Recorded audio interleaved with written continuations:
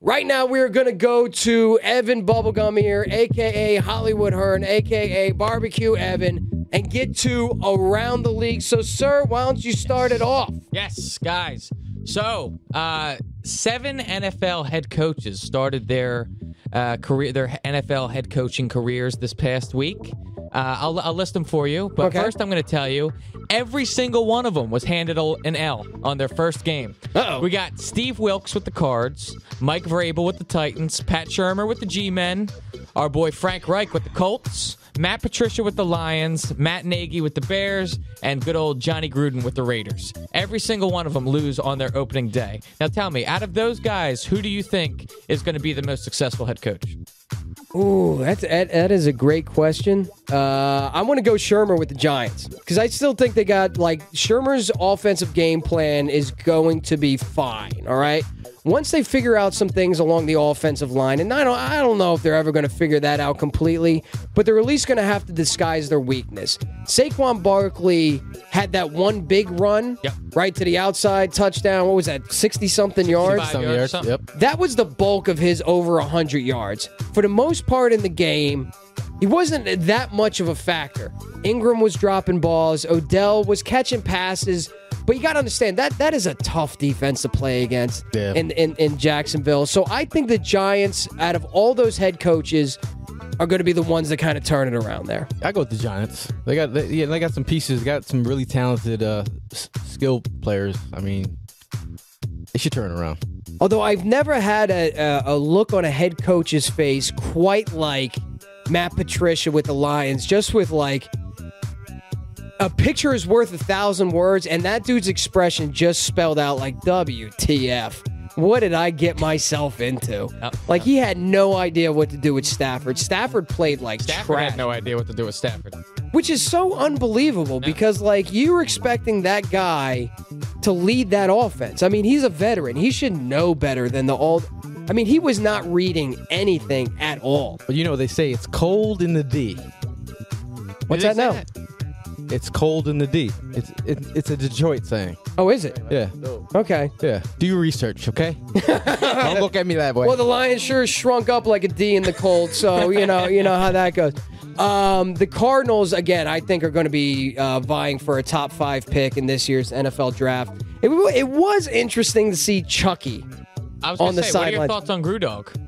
I thought he opened up with an aggressive game plan. I wonder if by this season's end, if it isn't all just bluster and they sign this guy to a $100 million 10-year contract. Looking down the barrel of a decade right now. Looking down the barrel of a decade with players that don't buy into what he's selling. That's my biggest fear. I want to see him do good. I mean, I'm not a Gruden hater. I want to see the man do good. And then on top of that, he's got to go out to Las Vegas and corral a bunch of players. That is going to be a nightmare. I mean? It's hard enough to get the Miami players focused because of all the distractions. I mean, they're on South Beach right there. You're living on the Strip, though. Yeah. But now, you literally, your stadium's on the Strip. Yeah. How are you expecting young 20-something-year-old millionaires who just came into loot to behave themselves in Las Vegas? I'm a 36-year-old man. I can't behave myself in Las Vegas. But you know what the other distraction might be? Khalil Mack is gone. He's gone. Gruden's not ready. I mean, just seeing the damage that Khalil Mack did against the Packers. What he had is stripped. Yeah, on one play, he jammed the receiver, swim moved the tackle, stripped the quarterback, and took the ball away. A couple plays later, he has the interception. Takes it to the house. Pick 6 to the house. You cannot replace that kind of talent. And then you got to face your fans and talk about your pass rush was lacking. I wonder why. Yeah. What was going on with Aaron Rodgers, by the way? I mean, that dude hurt his leg.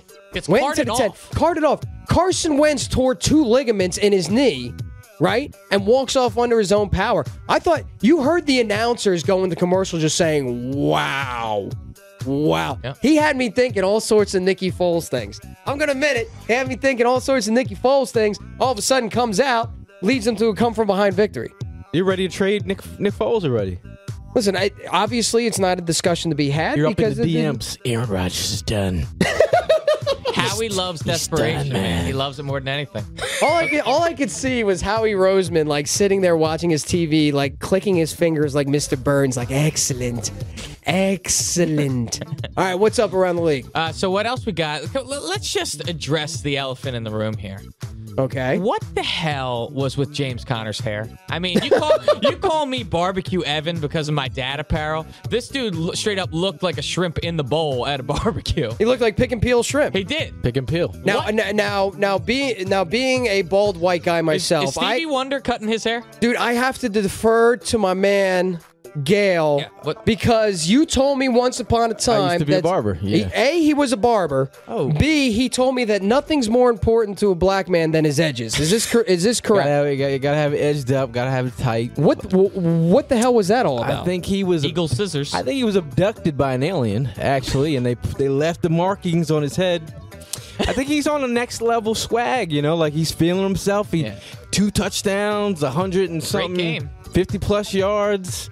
Hey, you can do those kinds of things with that kind of haircut. Did you see they were tweeting out like pictures like Steelers fans were then cutting the Connor mullet with the grooves in there, and he was retweeting them. What do you think about it? That guy came back from, he battled cancer, he beat cancer, 2 years later. Now he's got to beat this haircut.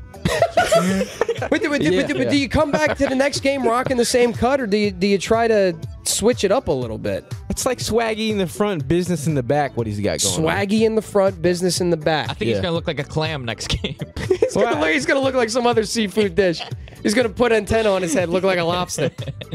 All right, now on a more serious note, there was a story that came out from one Richard Sherman this past week or so, saying he's high up in the Players Association. He's saying how an NFL lockout is looming before the next collective bargaining agreement. I mean, we have talked about that. Nobody wants to believe my doom and gloom when it comes to the NFL Illuminati over here. Conspiracies, but I'm telling you, it's coming. It is the one thing that football fans don't want to talk about.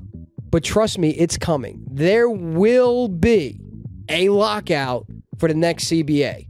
There are so many things on the table that are so bigger than the last CBA that was negotiated, which, by the way, Roger Goodell won, and the team owners won and got everything that they wanted, and, by the way, signed it for 10 years. Nobody signs a 10-year CBA. That is ridiculous. And they got everything that they possibly wanted. This is going to be about guaranteed contracts. This is going to be about player benefits. This is going to cost the owners. It's going to be messy.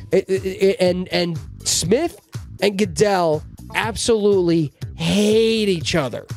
They didn't like each other the last time they were negotiating. You wait to see to this round. I mean, the most important point is, if there's a lockout, we got a show to put on. You got a show to put on. So you better fix that. The content will keep flowing. It's fourth and please come back. Please, baby, please. What's up, Philadelphia? Crickets.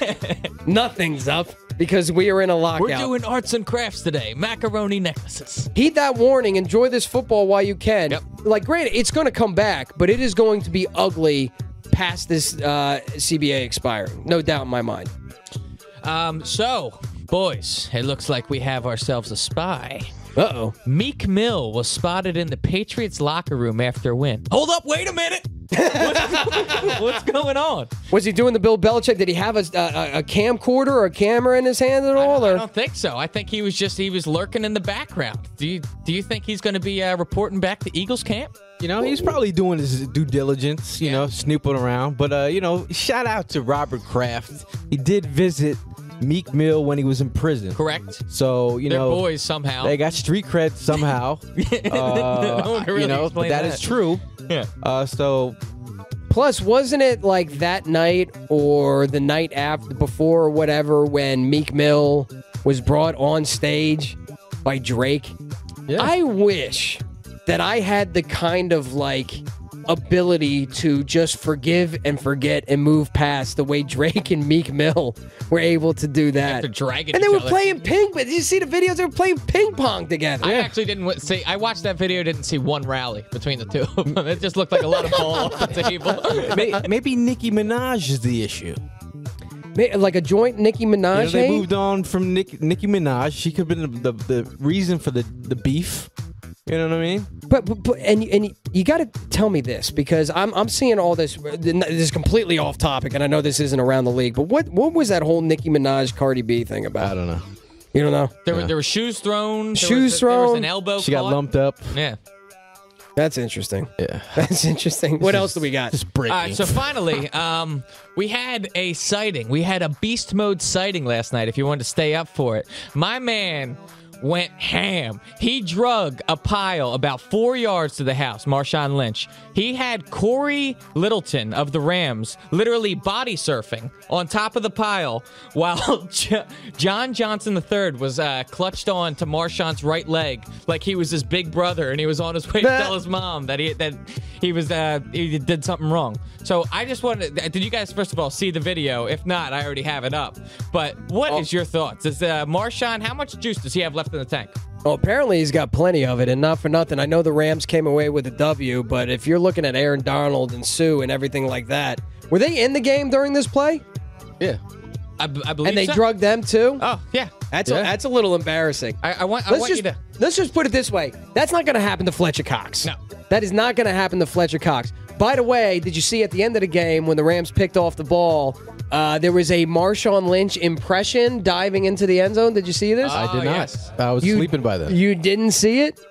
It was the put the team on his back, though. Oh. Sort of crotch grab as he flew into the end zone. I'm not sure if that was in tribute to Marshawn Lynch. I think that was his the cousin. same- They're cousins, yeah. Oh, they're cousins. Yeah. Okay, so it wasn't a diss as much as it was a salute. Right. And I realized that they were cousins afterwards, but I want to know if you guys noticed something as well. This past week, I noticed something around the league in an entirety. I'm not sure if you guys picked up on it. There was a lot of palling around as far as like between players on opposing teams. There was just it struck me as odd because it seemed like more than usual. Everyone was just it just seemed like buddy out on the field. Well, I think that a lot of fans don't realize how much these guys are friends behind the scenes. Yeah. I mean, a lot of them rock together. There's like some guys that like live in Florida. There's a whole clique of Florida boys that all kick with each other. Right, but wasn't there a generation of football players that were able to put that behind themselves for the 60 minutes they were on the field and they were just at war? Hey, man, like, didn't that exist? Goddamn millennials. Yeah. You know what? Friendly with each other. They're all talking to each other. They're all buddying up because they know when the CBA expires, They're gonna have to have someone to hang out with. They're gonna have to have somebody to hang out with. They're gonna have a Madden buddy or something like that. Yeah. All right, so let's get to.